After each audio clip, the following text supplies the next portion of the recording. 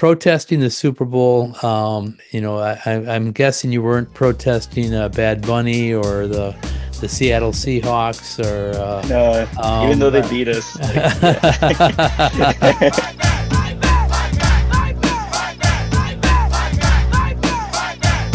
Welcome to Fight Back Radio, a production of FightBackNews.org, taking you to the heart of the people's struggle.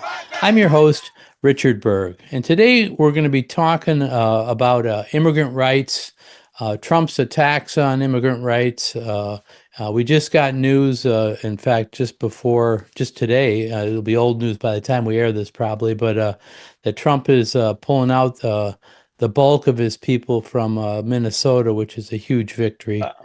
And so that's big news. But before we dig into it, and we got the perfect guest today, which I'll introduce in a minute. But I want to wish everybody a happy Black History Month and encourage you to help spread Black History Month to others. This is a part of our history, and it's important that people understand it. It's important that you go to a program, hold a program, listen to an old episode of Fight Back Radio that deals with the issue of Black liberation. Read a book. I think I recommended, if I didn't, I'll recommend it now. Frank Chapman's book, Marxist-Leninist Perspectives on Black Liberation and Socialism, which is, if you haven't read it, you should read it. And if you've read it, you should give it to somebody you like as a Black History Month present. And I think we'll put it in the show notes where you can get that. So we'll deal with that. But I wanted to dig into immigrant rights here right now. And our guest is Lyla Salinas, who's an organizer with the Community Service Organization of San Jose and a member of the Freedom Road Socialist Organization. They're involved with others in building the mass movement against Trump's racist attacks and continues to fight for Chicano and immigrant rights in the South Bay of California. So welcome to Fight Back Radio, Lyla. Yeah, thank you for having me, Richard. Long-time listener, first-time interviewee. Okay. Well, I'm sure you're going to be a great guest, and you give us we've had a number of because Trump has lost his mind, or maybe not, but it's like maybe he's doing what what the rich people are telling him to do. But we've had people on to talk about immigrant rights from Los Angeles and from DC, from Minnesota, Chicago. And it's good to get a perspective from Northern California, from San Jose. So we appreciate having you here. Let me just start out by asking you, what is the Community Service Organization? I mean, you're an organizer with the San Jose chapter of that, and what kind of activism do you guys do? What does the San Jose Community Service Organization do? Yeah, so the Community Service Organization is a grassroots organization in the fight for Chicano and immigration rights in San Jose and within the South Bay of the Bay Area in California. CSO San Jose came about actually inspiration from Centro CSO down in LA. A lot of the things that we do are actually things that Centro CSO does and the larger Legalization for All network does as well. We do a lot of community events and whatnot, like things like barrio walks, where we go out and give information on how to protect community members and people from ICE, as well as just general know your rights information. We also do a lot of political action. So, for example, we just held a protest against ICE at the Super Bowl. So it was ICE out of the Super Bowl protest, which did very well. Aside from that, we also have a campaign for Ulises Peña Lopez, a husband and father from Sunnyvale in the South Bay, who was brutalized by ICE on February 21st in 2025. So yeah, that's just some of the things that we do at CSO San Jose. Yeah. Yeah, no, and we're going to dig into some of those in a deeper way too. But I appreciate the overview. And if I remember right, for those of us who are older like me, Cesar Chavez used to be a member of the CSO, and I think that's where he got his initial training on activism and stuff like that. So for those that don't know, Cesar Chavez is the farm worker, union leader, Chicano activist from California. But But you're a relatively new chapter of CSO, and I wanted to ask you, what challenges you face trying to grow and sustain, your activism as a new chapter.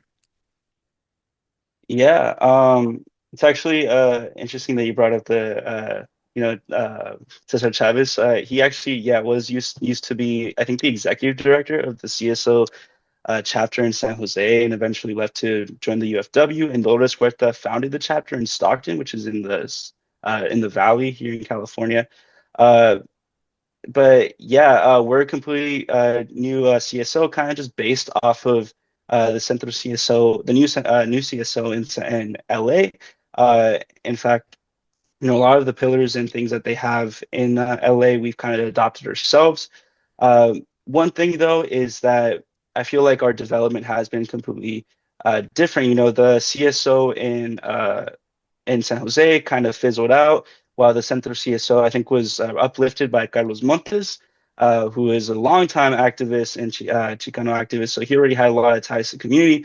But I feel like CSO San Jose had a little bit of a more roundabout way of getting back to CSO. We originally were called Silicon Valley Immigration Committee. And for a long time, we were just doing a lot of canvassing and tabling. I remember every Sunday at 3 p.m., we would go and table at Bethesda Park, trying to figure out what people needed, what their wants and needs just generally were. And out of that grew CSO San Jose, but we didn't officially make that change until we went to the Emergency Summit, Anti-Deportation Summit in Los Angeles. But yeah, I feel like we've gone through a lot of changes in a very short period of time. It was only until after Trump's presidency that we truly, I think, you know, lifted off and got to the point where we are now. Well, Second let me presidency. back up here a second. So do you still do tabling and canvassing? Is that still part of your what you do? So, kind of a part of the body walks that we do is kind of sort of like canvassing, because we actually have conversations with community members in the east side of San Jose, which is where a lot of the Chicano and Latino Americano immigrant community is here in San Jose. As far as tabling, we do also table events like uh, we're going to do one for the Day of Remembrance for I believe it's Nihon Machi, which is a day of remembrance for all the victims of Japanese people that were put into concentration camps back in World War II. But yeah, just to name a couple of things, we do still table and do still canvas, but I think we've grown to a point where we can connect with the community a lot more than we did in the past. Before it was just me and Euro Magdaleno. If y'all know him, he's a great organizer. But yeah, we've grown so much more, and I really love where we are now. Yeah, no, that's great.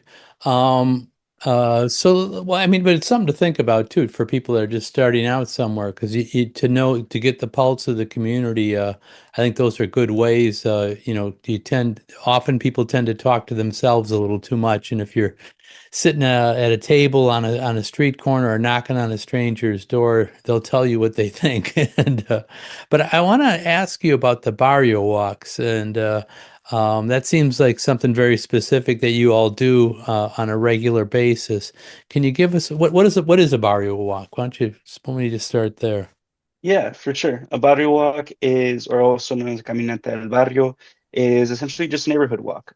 We cycle through three specific neighborhoods that we've analyzed as being, heavily Chicano, heavily Latino Americano immigrant communities, where we go out and give know your rights information, as well as little pamphlets on what judicial warrant looks like, what people's constitutional rights are, what to do if ICE comes to your door, or if you see ICE.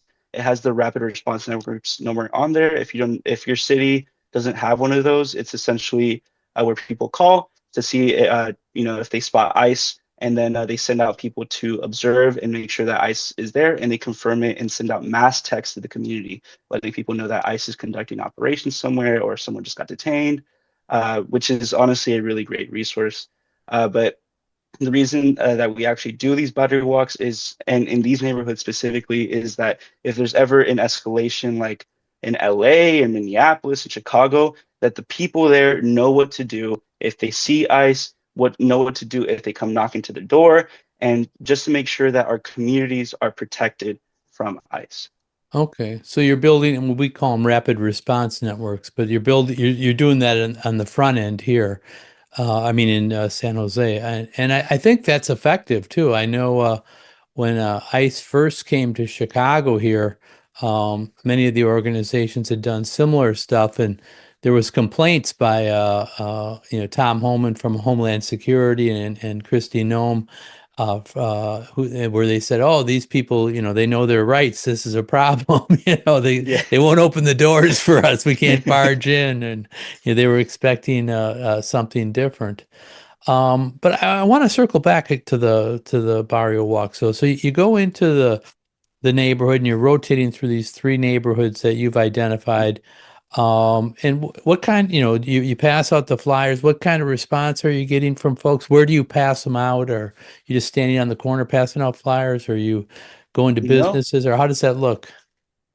So we go into businesses, which majority of the businesses in that area, because it's a very there's like two plazas in that general area. All of them have the rapid response network number on them. All of them have this same information. Uh, but what we do in those specific neighborhoods is we actually go out and walk. So it's part of the barrio walk. Barrio means neighborhood. So neighborhood walks, and we walk through the streets, knock on every single door, and make sure that every single person in this neighborhood receives one of these pamphlets, receives this information and these resources as well. So, and we do this monthly. So we're really trying to hammer in this point that, like, they need to know this information so that they can protect their communities, and at the same time building with them. The more and more that we do this, the more and more we get recognized, the more that we've actually seen these people come to our meetings and come out to our actions and whatnot. Essentially, we're trying to foster this idea that we are here to protect our communities, that we are here to organize them and make sure that if ICE tries what they try in Minneapolis and LA, that we will not back down and that we will always fight back. Yeah, no, that's good. What kind of response are you getting from the community? Do you get, I mean, well, give me some examples about how things look or what people are saying. Yeah, always extremely positive.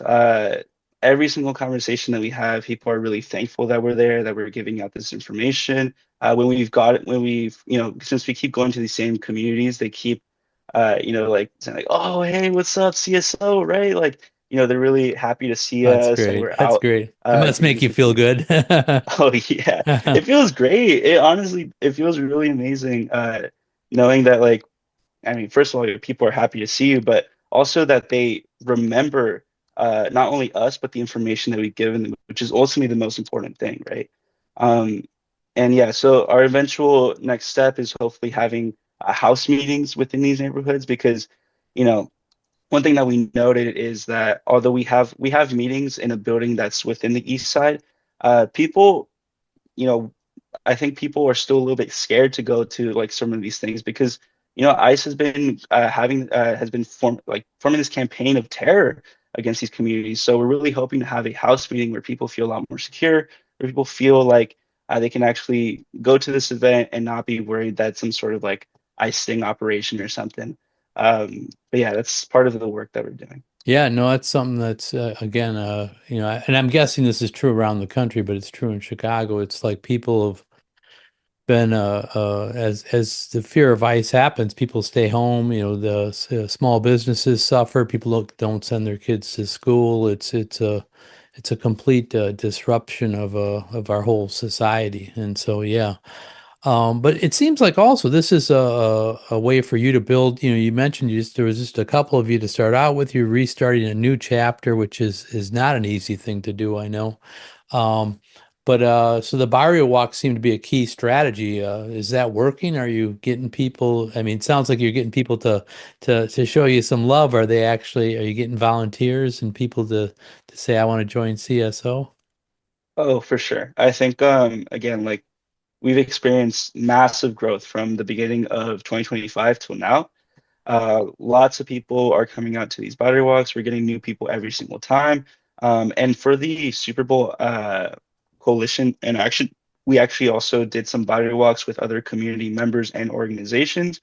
So it's becoming a lot more of a um, very like not only is it a consistent thing, but it's allowing for more and more people to get involved in a really not how do you say it? It's not very much it's not much of a like high risk sort of event. You're just kind of going walking into these actions. I know sometimes people are maybe just have never been to a protest before, so they think that it's very scary or something like that. This is you're just going and walking within your own community, your own neighborhood. So a lot more people are willing to do that, and we've noted that we get around like I would say like good 15 to 20 people every single time, and usually new faces at these things. So yeah, I think it's been something that's been critical to our growth for sure. No, that's great. That's great.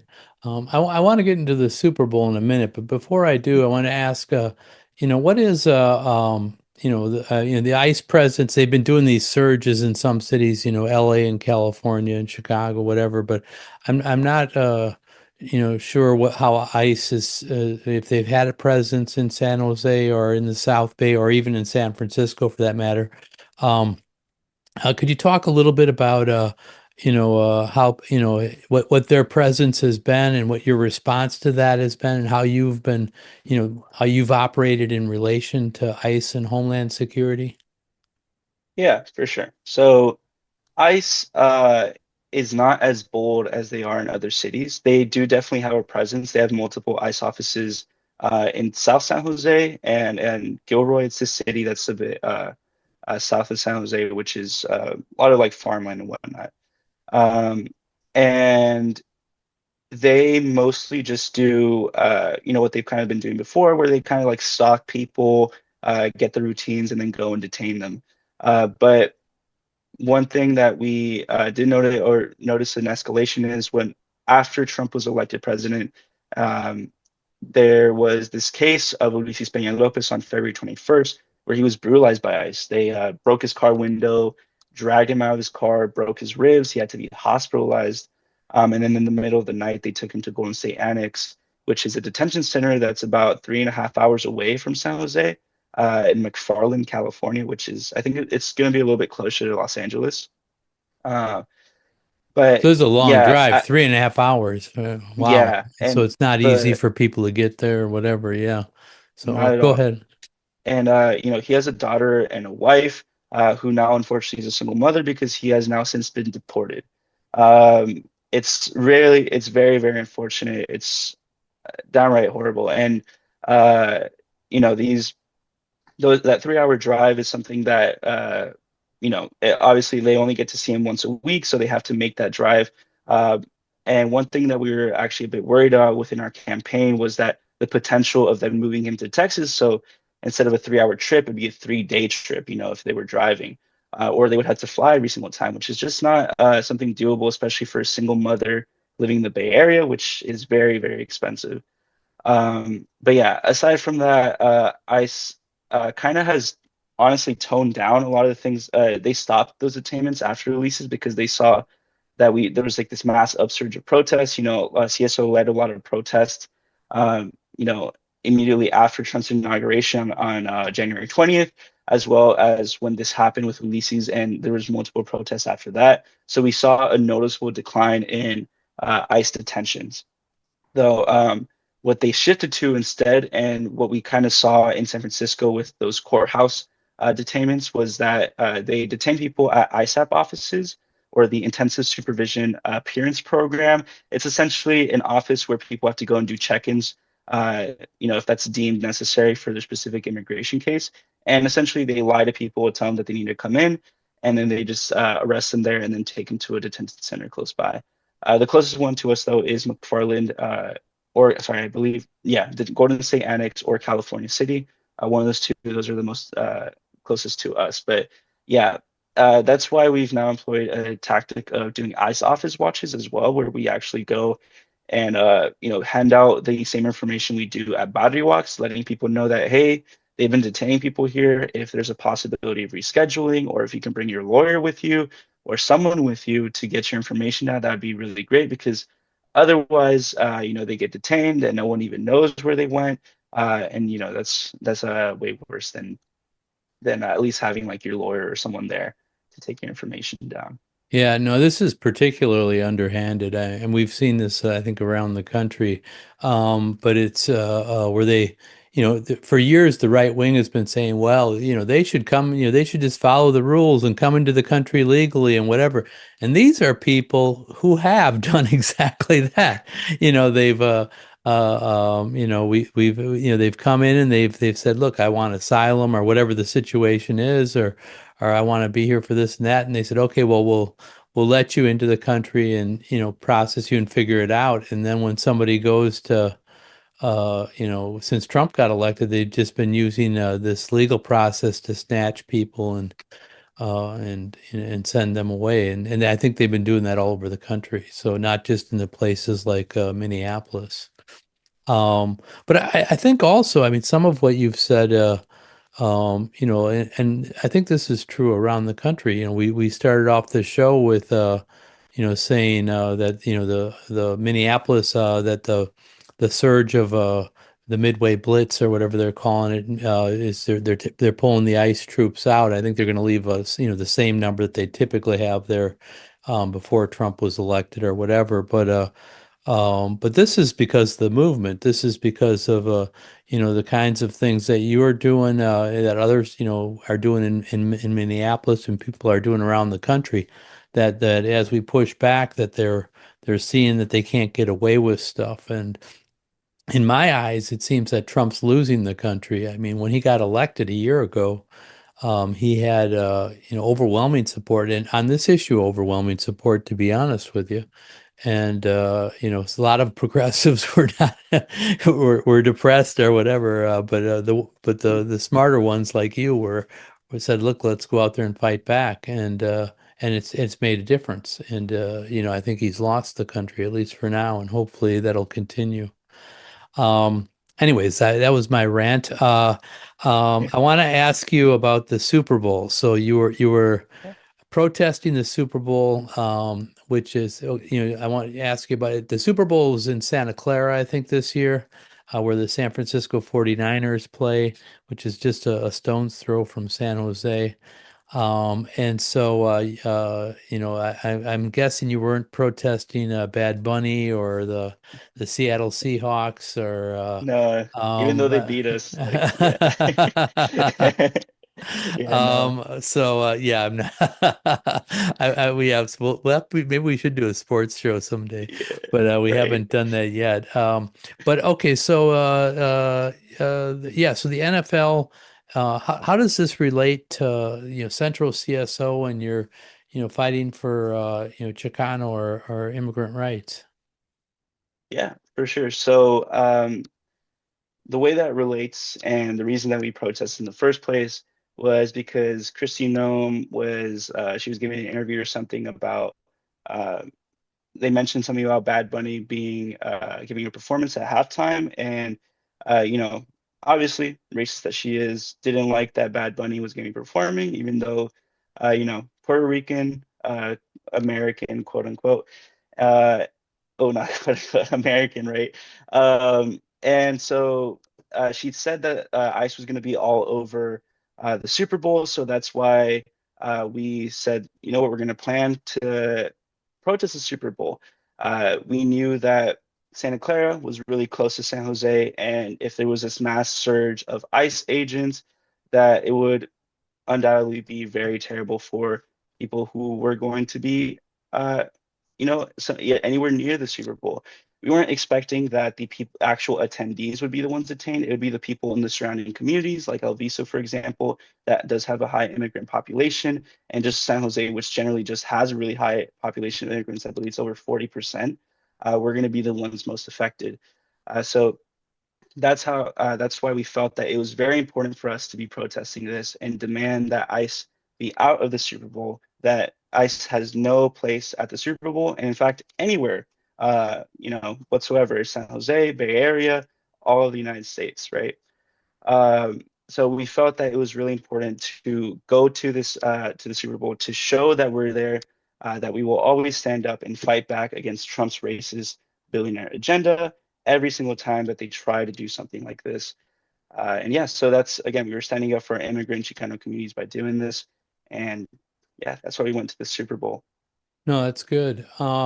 Just to say, of course, Puerto Ricans are, an oppressed nationality of people with the right to Yeah, self-determination and yeah, on their island. And Bad Bunny, I think, is called for that. I'm not a pop culture expert, so don't get me on that. I might be able to do a sports episode someday, but pop culture is probably not me.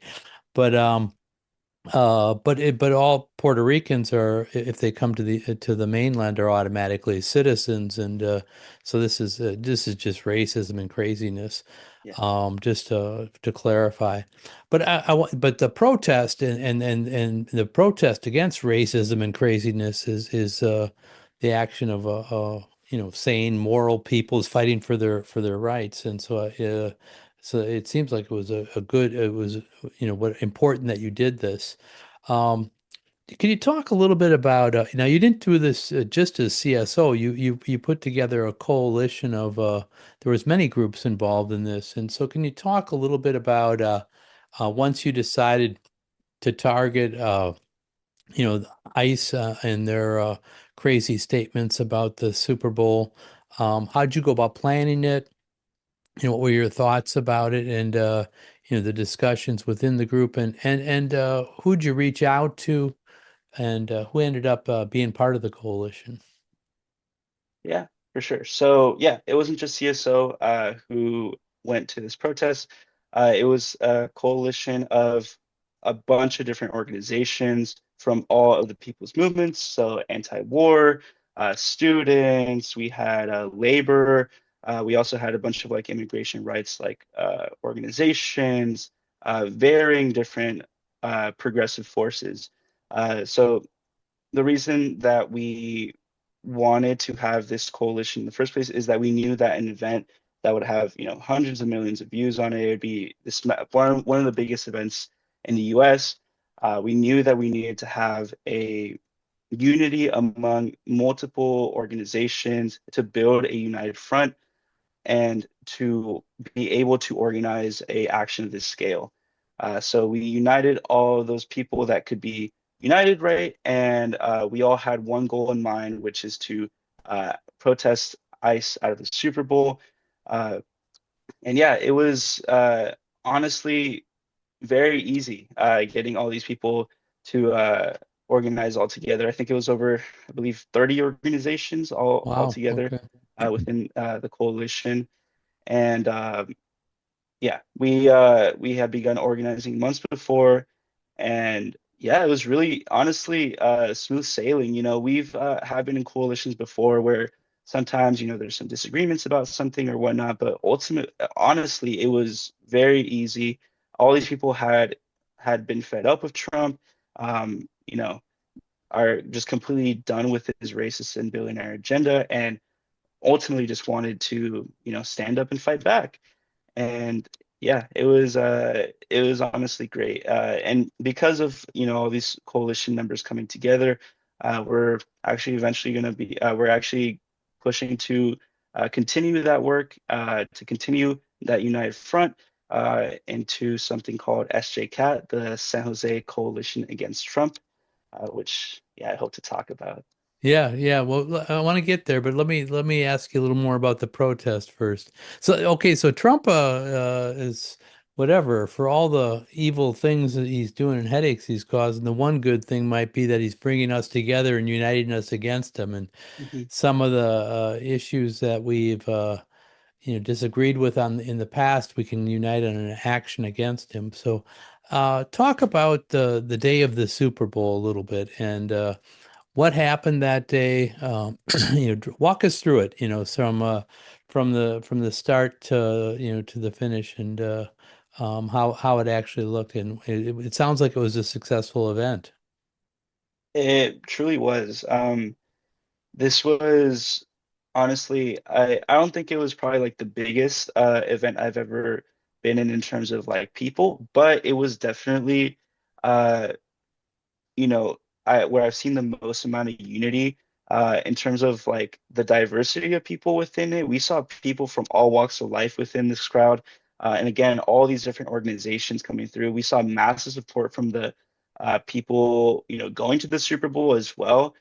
But yeah, we started off from this church, Lady of Peace, and we what we did is that we organized. People started slowly coming in, and we just decided to take the street then and there. I believe we had almost 1,000 people. No, sorry, over 1,000 people uh, when we begun the march.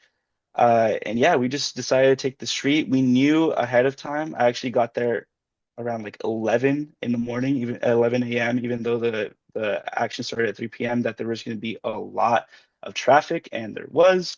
They closed down multiple streets because it's the Super Bowl and it's this national huge event. So we already decided on a route. So we took the streets, and the pictures are just amazing. You can see just like all these different people, all these different organizations all coming together against, Trump. And we, walked down the streets. The police tried kind of to block us off multiple times, but we just kept, switching to one side of the street to the other.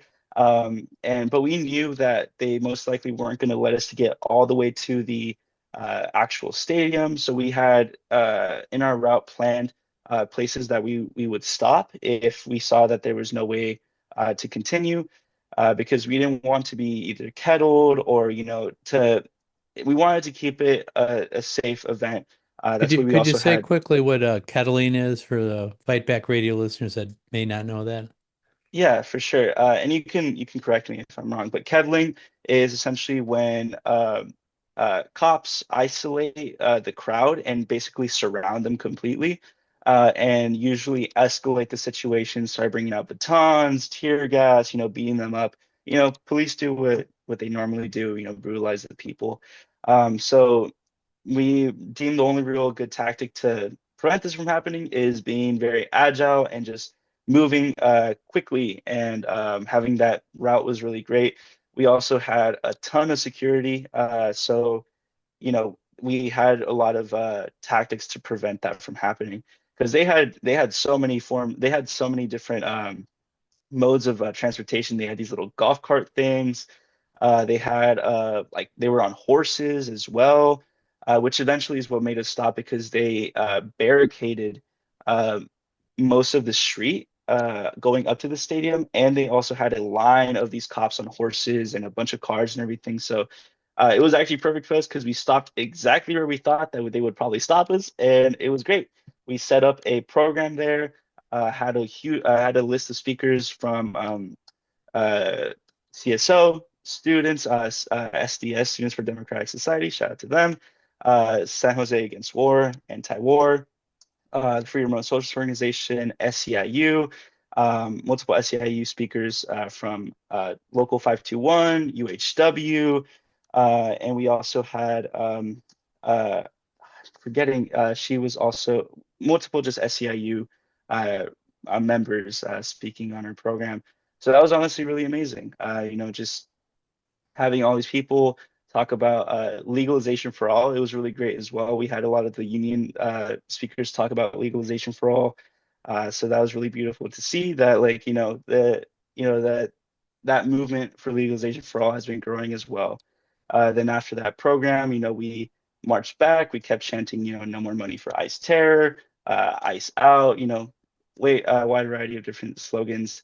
But yeah, it was honestly really amazing to see all these different people and forces coming out, united under one, you know, uh, slogan, which is, I saw the Super Bowl, and, I stopped the deportations. It was honestly really beautiful. Yeah, no, it sounds good. And it sounds like the fact that, because I know I'm guessing they didn't want you to be taking the streets. This is the Super Bowl. This is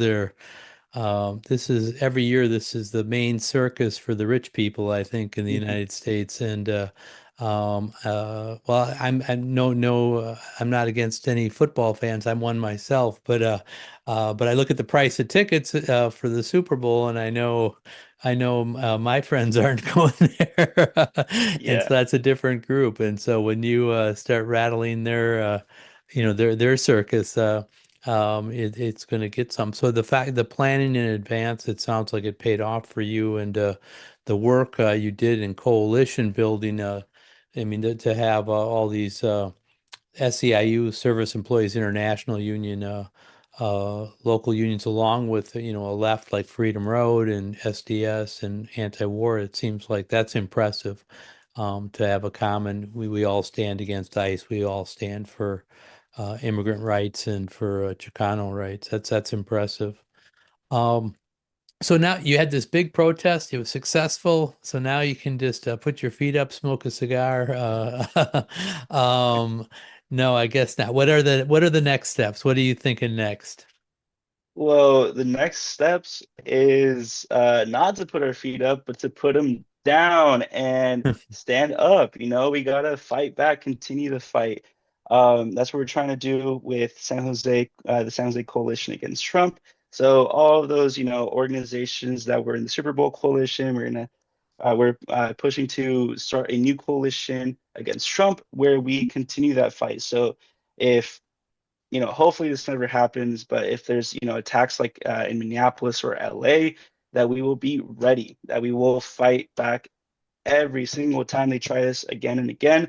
If we see upsurge in deportations or whatnot, we could even incorporate, things like body walks into it. Even though we have grown a lot, it would be amazing if we had all of these organizations, including the body walks. So instead of these three neighborhoods, it could be all the neighborhoods in San Jose. Mhm. So yeah, that's really what we're trying to do. We're trying to continue building that movement against Trump, and putting an end to these deportations and not stopping until we get legalization for all and even more. Yeah, no, that sounds good. So, but still, I mean, the organizations that are coming together are, like SEIU is, represents workers, and SDS is students on campus. It seems like they're the getting them together for a protest is difficult enough, and but you succeeded, so that's a great thing. I mean, it seems like coming up with points of unity, or whatever. There's a whole thing to get them to operate on an ongoing basis.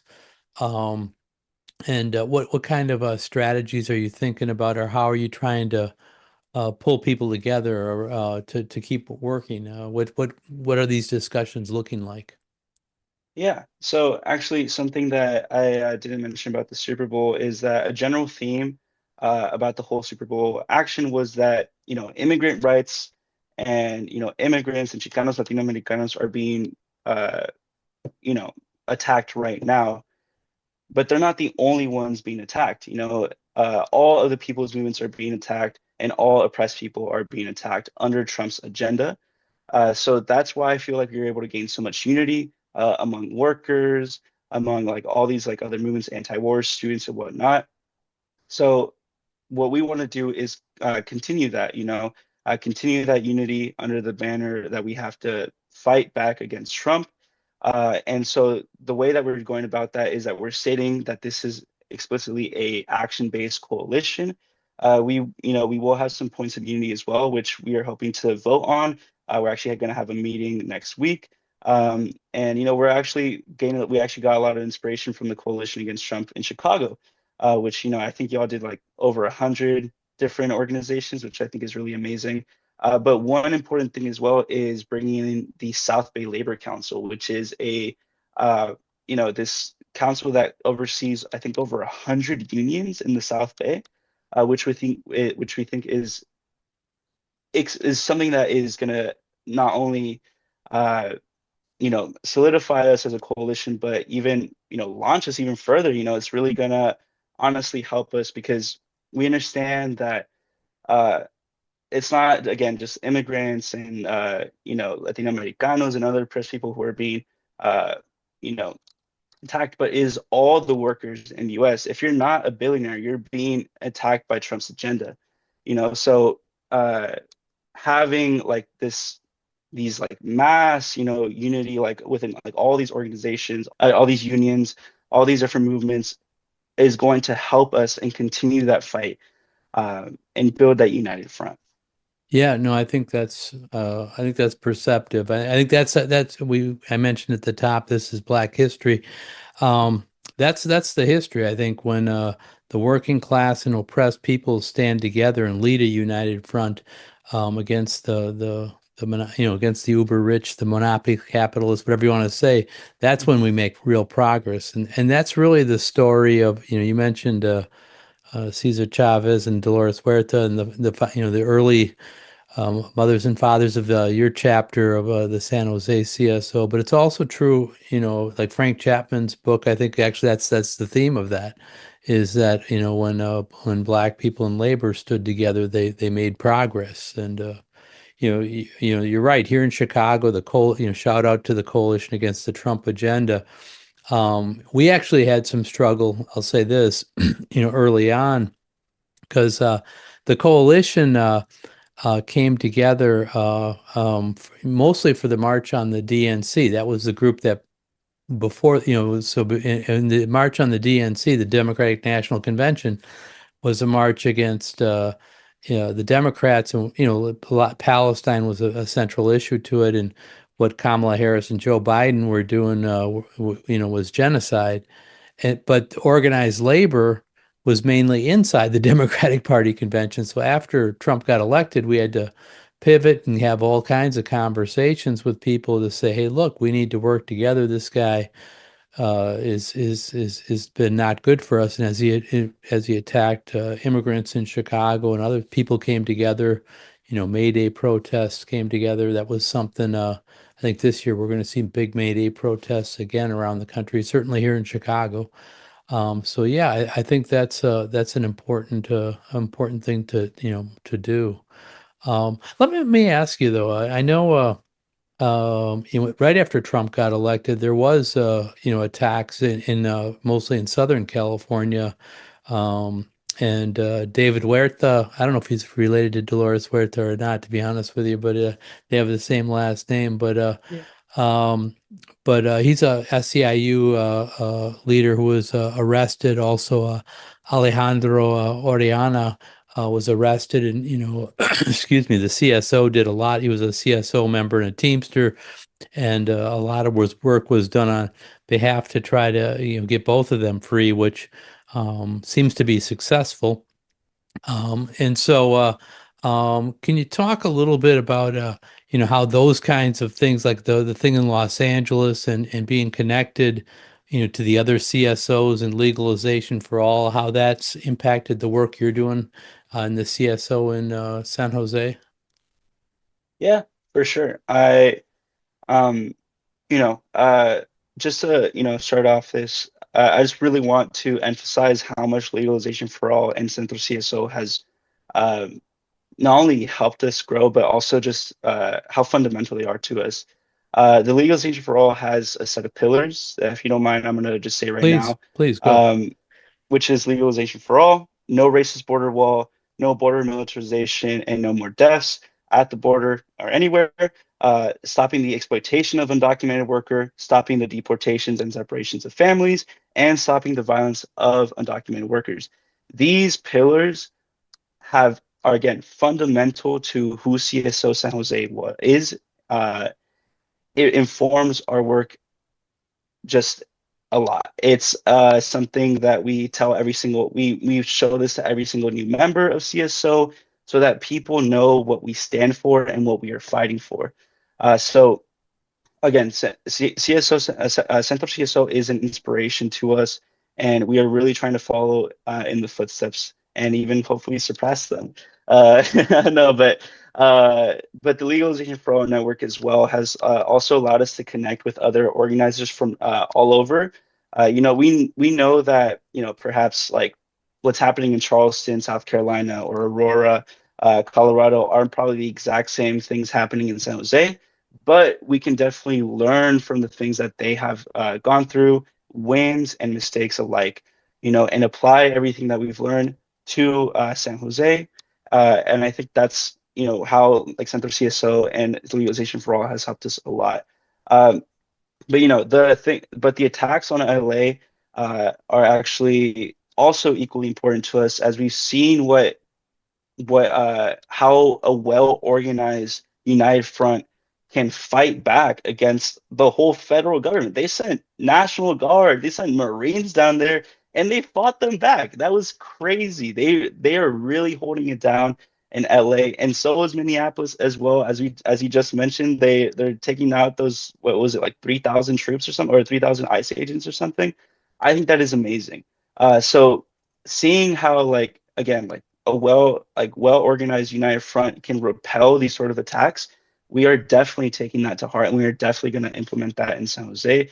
And we feel that should be something nationwide, because although these attacks are happening to, LA, Minneapolis, DC, Chicago, like these bigger cities, we've seen that, time and time again, these bigger cities get attacked, and then the smaller cities feel or get attacked in the same way. So we're really trying to prepare for that with this coalition against Trump, with these battery walks, with the development like of people within our within CSO in leadership. We're actually going through restructuring.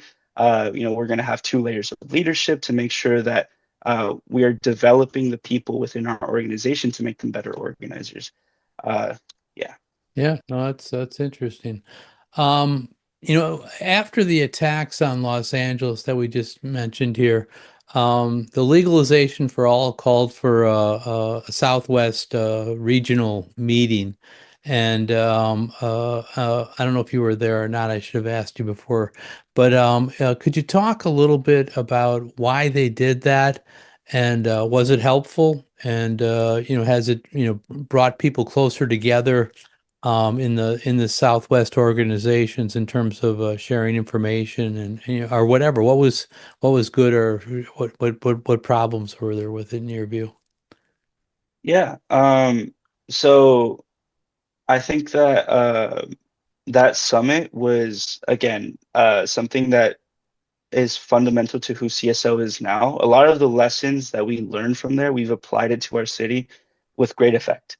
Um, I think, yeah, the summit as a whole, uh, the reason for it was in response to the mass deportation campaign that Trump, had started, and the attacks that LA was already feeling at the time as well.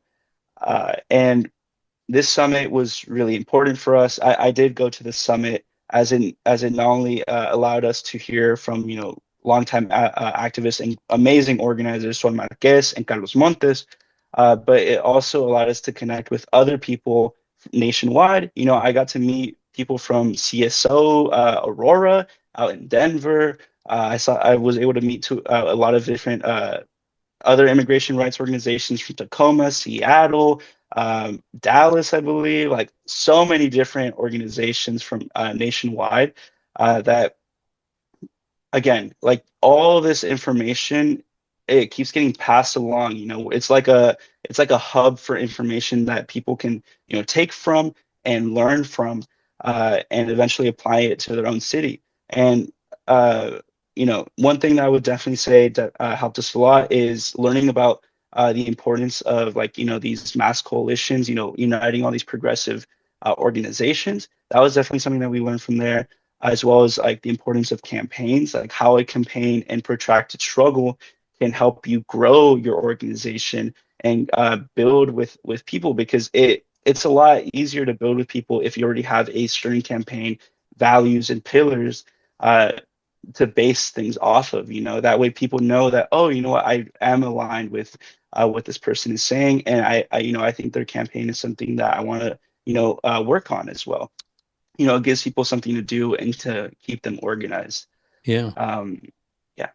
No, I think that's good. And the sharing of information too. I think I know when these attacks from ICE came down, people in Los Angeles were talking to people in Chicago because they went from Chicago to Los Angeles, then back to Chicago.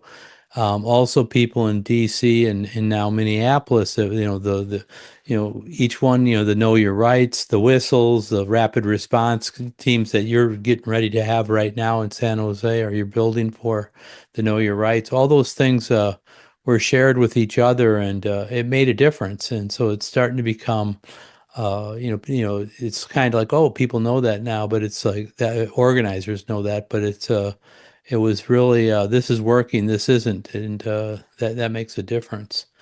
I want to ask you about the murders of Renee Good and Alex Pretty, which got so much national press. And we saw, the reactions in the Minneapolis, St. Paul, Minnesota, where now they've driven a lot, the largest surge, thousands of ICE people out of the city, it seems.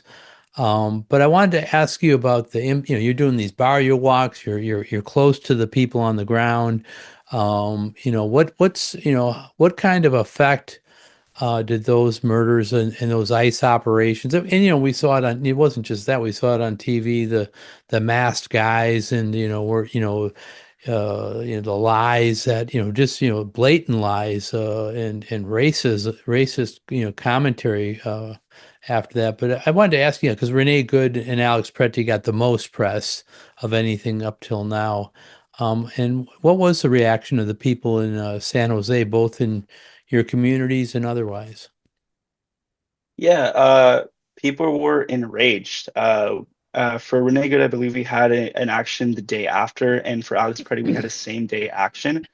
Uh, we had hundreds of people come out to both of those actions. They were just completely against that whatsoever. They condemned these murders and these killings. We took people to the streets. They were absolutely fed up with it. Um, and it's something that definitely, I think, helped and funneled more people into organizing with CSO, as well as for the eventual Super Bowl protests as well. But yeah, people completely condemned it. Not only were they condemning that, but we also had a lot of people chanting for Keith Porter as well, someone that routinely gets missed as well, who was killed by an off-duty ICE agent in LA. But yeah, it was something that you can really feel that people, yeah, they just a lot of people just couldn't look away anymore. It was like a sort of it was a sort of catalyst for a lot of folks. Like this is like it's really it's time to get organized. Like we really have to fight back against ICE and Trump. It's unfortunate that it took the deaths of these martyrs, but it's something that the people definitely responded to, and are they're now awake, they're up, and hopefully this is something that can continue to build that movement against Trump.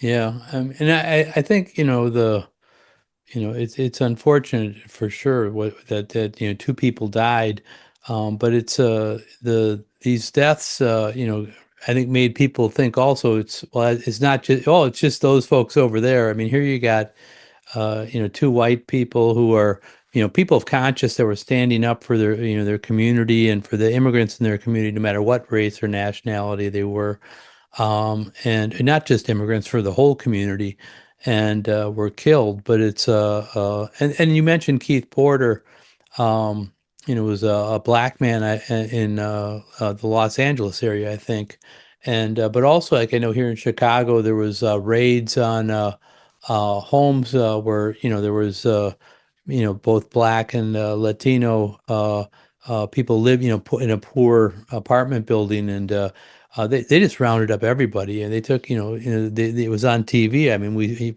saw it on the news, like, 80-year-old grandmother, black woman grandmother in her bathrobe, and that outraged people in the community as well, and created some basis for unity.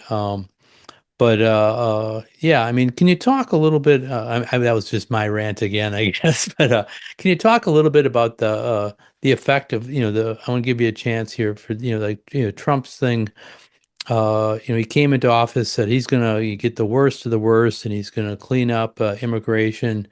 And you come from a completely opposite of perspective, as I can say. Legalization for all says that, we should get rid of these structural things and just be people and relate to each other as people. Can you talk about, Trump a little bit? And it's different than Biden. I think it's different than was happening before. And can you talk a little bit about that and how you approach that in Central CSO? Yeah, we've definitely seen, I think in terms of like deportations and the oppression of Chicanos and immigrants has been a pretty consistent thing for a long time in the United States. Um, and even if like and even for like more quote unquote progressive presidents like Obama, for example, he was the deporter in chief. He had kids in cages, But what we're seeing with Trump now is a definite departure from all that. He is really pushing uh, this campaign of terror, really trying to. He's really doubling down on this racist agenda that he has, because he's seen the strength of the immigration rights movement and feels that in order to, it's he needs to quell this movement because at least from my perspective, he is trying to also tear down all of the people's movements, including labor and workers, how we saw, his attacks on the NLRB and, federal workers, the attacks on black and the Black Liberation Movement, as well as anti-war. He's saying that if he attacks like these oppressed people, he can continue these attacks on all of these other people as well, which is just part of the bigger, billionaire and racist agenda that he's got going on.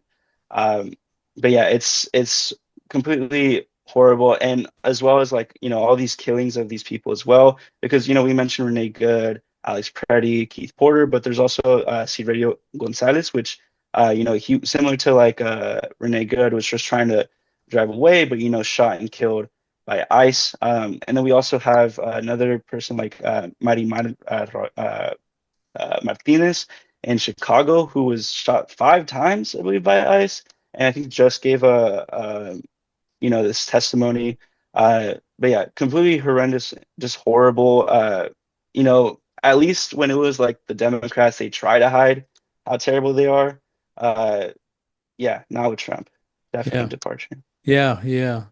Yeah, well, thanks for shouting out Chicago. I mean, the Salvadorio Villegas Gonzalez he just dropped off his kids at school and was driving home, and they stopped him, and he tried to pull away. It was very similar to Renee Good in the sense that you could see the car was being trying to be pulled away, and the same thing. ICE, Homeland, it was earlier, so we weren't as on top of things. We didn't have as many, our rapid response teams weren't as built up. We didn't have cameras, like the cell phones and such. Yeah, he was murdered, and he was, in cold blood, and we wouldn't have even known that except the body camera from the police department, suburban police department, we were able to Freedom of Information Act and find that out. And yeah, you're right. And Martinez she's survived and is starting to speak out now. And so like so many immigrants who have been afraid, and understandably so, are now starting to see, look, she says I've lived through the shooting, so I need to speak out for Renee, and and Preti. And so yeah, I mean the courage of those people does make a difference. So um I want to talk to you a little bit about strategy though. And I know a lot of people are saying, okay, well, we just need to try to get through till the November elections, then we'll vote, and we'll take the Senate or the House or something, and we'll be able to stop Trump, and then if we can hold on for 2 more years, we can vote somebody else in. And and Trump's doing, saying, well, it seems to me he's like, well, I don't care about votes. I'm gonna rig the system or whatever. I'm not sure how that's gonna all play out. But I wanted to ask you about how you see electoral politics fitting into the strategy. And I know here in Chicago we've said really good things about it, and we continue to about our mayor and the fact we were able to elect him. And he comes from our movement, Brandon Johnson, and has been strengthened our saying in his interpretation of what a sanctuary city is. Our state's attorney, not so good, has kind of let ICE do whatever they want and not asked any questions. But he's recently signed an executive order saying that the police should gather evidence if they see misconduct by ICE or whatever and turn it over to the state's attorney because it's the state's attorney's job apparently to prosecute, but the mayor is in charge of the police department. So we have a good mayor, and but we had Mira from Mirac on here a couple of weeks, maybe a month ago, who was not as happy about the mayor of Minneapolis. And so and I know like you had a congressman, um, Kana, I think is the name, who asked to speak at one of your events, and you told him no. And so maybe you can tell us a little bit about Congressperson Kana and why you said no, but also how do you view electoral politics in this? And should we, is this, should we be involved in electoral politics? Is this our silver bullet? Should we ignore it? What's your view on these things? Yeah, for sure. So I think, Mayor Johnson's been doing I think pretty great work. I think I think he just signed that thing with was it like ICE on notice, something like that. Yes. Essentially like yeah. If ICE does stuff something like they did with Renee Good that they'd get investigated by the police and pushing for those sort of reforms. I think I think that's great for Chicago.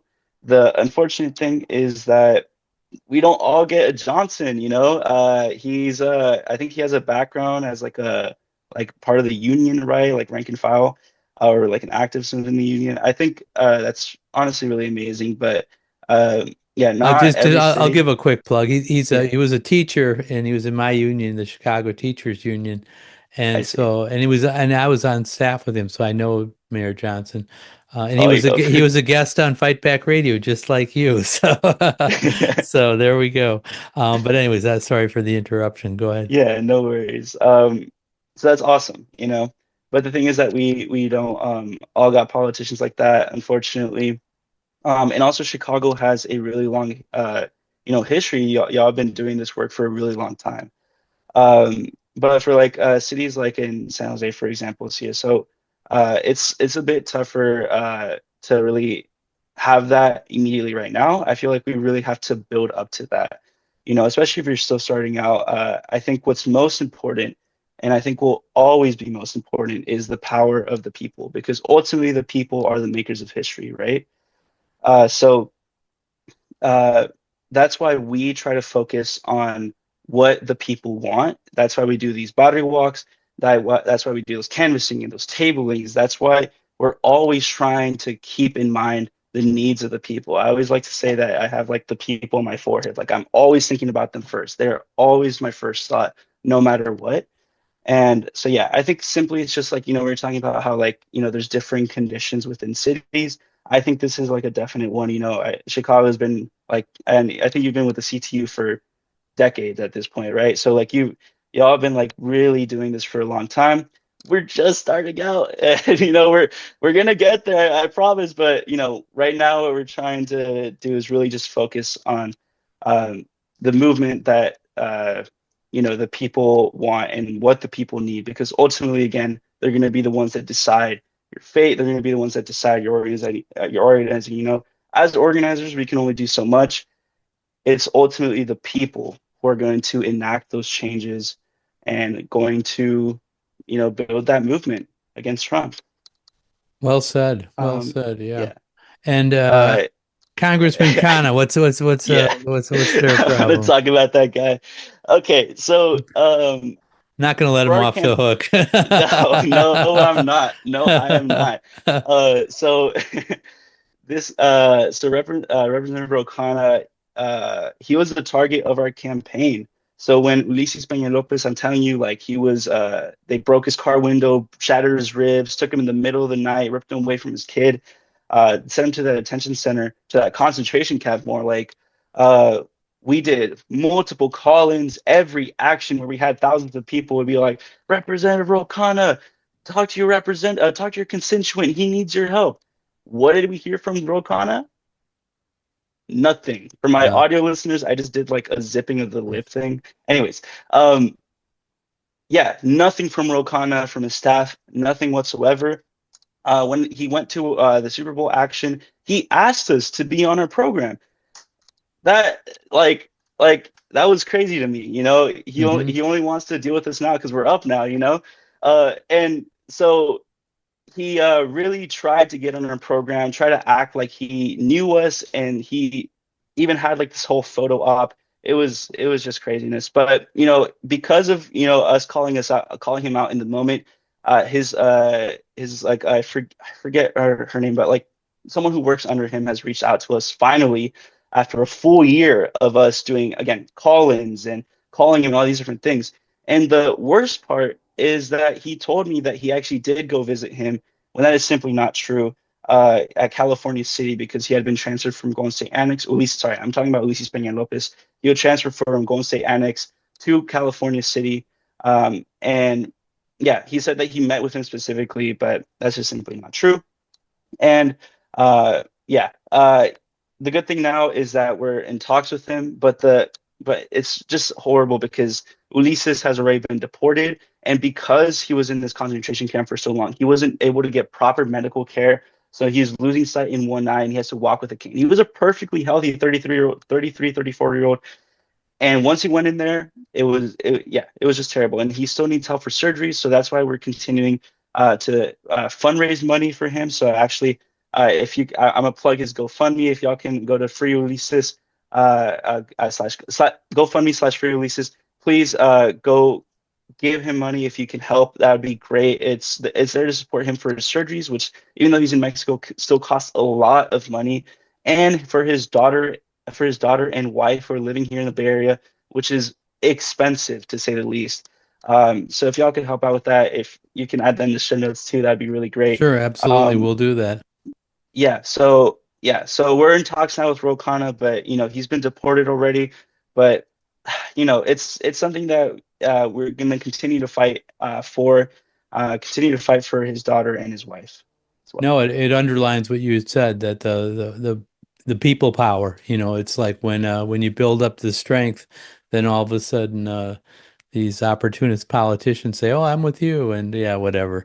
But the important thing is that we build up the strength, we build up the people power, and we actually try to do make a difference. So we're starting to run out of time here, and I want to give you a chance if there's anything um, that we um, that we didn't mention or that you wanted to bring up. This would be a good time to do that. Yeah, for sure. I want to shout out Centro CSO and the Legalization for All Network again. They're doing great work in the immigration rights movement. They have doubled in size from when they first started. I believe that was like last year. It's crazy. There are multiple organizations now. So if you are part of an immigration rights organization or want to get one started, reach out to the L4A, Legalization for All Network, to see how they can help us out. If you want to join and want to organize within San Jose, join CSO San Jose. Our Instagram is at CSO San Jose. We also have a website, which we'll put in the show notes. Thank you, Richard. And again, shouts out to the Legalization for All Network. They're doing great work. Okay, that's that fabulous. Well, thank you for being our guest on Fight Back Radio. For sure. Thank you. And I want to encourage Fight Back Radio listeners to go back and listen to some of our older episodes too. I know We've been talking about legalization for all for some time, and Lyla mentioned Carlos Montes. We've had several episodes. He is a veteran of the Chicano liberation movement back from the Brown Berets in the 1960s. And so, if you're interested in that history, go back, scroll down, look for Carlos Montes. But also, Marisol Marquez has been on to talk about CSO and legalization for all. And just a couple of episodes ago, we had Mari Altabel Resendez from Minnesota, where they just had this big victory as we're talking today, and really talked. Was at the center of the pushback against ICE and all the Homeland Security, whatever, border security, all those folks. And I started a list, so maybe I should keep going. So Omar Flores was on from Chicago, and KB or Kristen Bonner from DC. All these talking about the immigration. You'll remember the National Guard they were trying to bring in, and even going back, we did have somebody from San Jose on before. We had Masao Suzuki, who talked about the Yeah. 14th Amendment, and it was less about what was going on the ground. So, Lyla, I appreciate what you just told us, but more about Trump's attempts to circumvent the United States Constitution. And then, finally, I want to also just, again, shout out Black History Month. We're in the middle of February. Some of my African American friends complain they get the shortest month. So pick up a book now before the month is over. You can probably read one next month too. But definitely, bone up on Black history. It's important thing to do. Finally, I guess I want to thank our production team, who always do just a great job. Caetano Silvera, Lane Dorsey, Dodd McColgan, and Shane Tremley. And I'm Richard Berg for the entire Fight Back Radio team, saying until next time, all power to the people.